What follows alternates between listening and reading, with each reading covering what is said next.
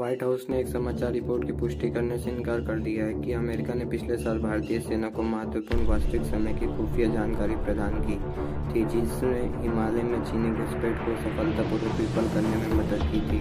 White house में सामरिक संचार के लिए राष्ट्रीय सुरक्षा परिषद के सामान्य व्यक्ति जॉन किर्बी ने समाचार रिपोर्ट के बारे में पूछे जाने पर सोमवार को ये कहा कि दैनिक समाचार सम्मेलन में संवाददाताओं से कहा नहीं है, इसकी पुष्टि नहीं कर सकता। एक विशेष रिपोर्ट में यूएस यूजर ने कहा कि भारत पिछले साल के अंत में अमेरिका सेना के साथ अभूतपूर्व खुफिया साझाकरण के कारण ही उच्च हिमालय में सीमा क्षेत्र में एक चीनी सैन्य घुसपैठ को पीछे हटाने में सक्षम था। एक ऐसा कार्य जिसमें चीन के पुलिस लिबरेशन आर्मी को बंद कर दिया था। गार्ड ब्रोगेट बीजिंग और ऐसे प्रतीत होता है कि उसने चीनी कम्युनिस्ट पार्टी को अपनी सीमाओं पर भूमि हड़पने पर दृष्टिकोण पर पूर्ण विचार करने के लिए मजबूर किया। भारतीय और चीनी सैनिक ने दिसंबर को अरुणाचल प्रदेश के तोंग सेक्टर में वास्तविक नियंत्रण रेखा LAC पर भिड़ गए और आमने सामने होने के कारण दोनों पक्ष को कुछ कर्मियों को। अब चलते हैं दूसरी खबर पे। पाकिस्तान की सेना ने शनिवार को कहा कि ईरान से आए हमलावरों ने उसके सीमा पर गश्त कर रहे 4 जीवों की हत्या कर दी। सेना ने एक बयान में कहा कि ईरान पक्ष के सक्रिय आतंकवादियों को एक समूह ने पाकिस्तान ईरान सीमा पर सक्रिय पाकिस्तान सुरक्षा बलों के एक नियमित सीमा गश्त पर हमला किया। यह घटना दक्षिण पश्चिम गुलिस्तान प्रांत के जिले में हुई, जो अफगानिस्तान और ईरान के साथ एक लंबी अराजक सीमा साझा करता है। सेना ने कहा कि पाकिस्तान अधिकारी भविष्य में ऐसी घटनाओं को रोकने के तरीके की तलाश के लिए ईरान से संपर्क कर रहा है।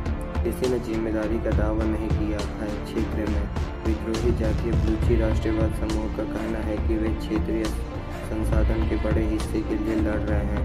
बलूच समूह सीमा के दोनों ओर सक्रिय है।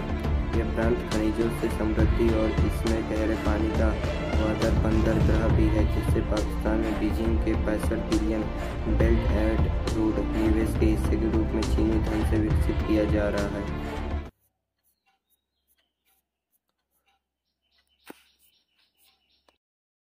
अब आते हैं आज की आखिरी खबर पे।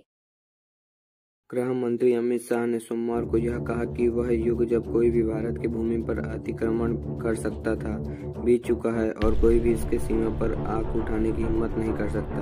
भारत के सबसे पूर्व स्थान अरुणाचल प्रदेश के सीमावर्ती गांव में वाइब्रेंट विलेज कार्यक्रम की शुरुआत करते हुए शाह ने कहा कि सेना और ITB कंपनियों की वीरता यह सुनिश्चित करती है कि कोई भी भारत के इंच जमीन का भी अतिक्रमण नहीं कर सकता। उन्होंने पूर्वोत्तर में किए गए बुनियादी ढांचे और अन्य विकास कार्यों की ओर इशारा करते हुए कहा कि सीमावर्ती क्षेत्र मोदी सरकार की सर्वोच्च प्राथमिकता है।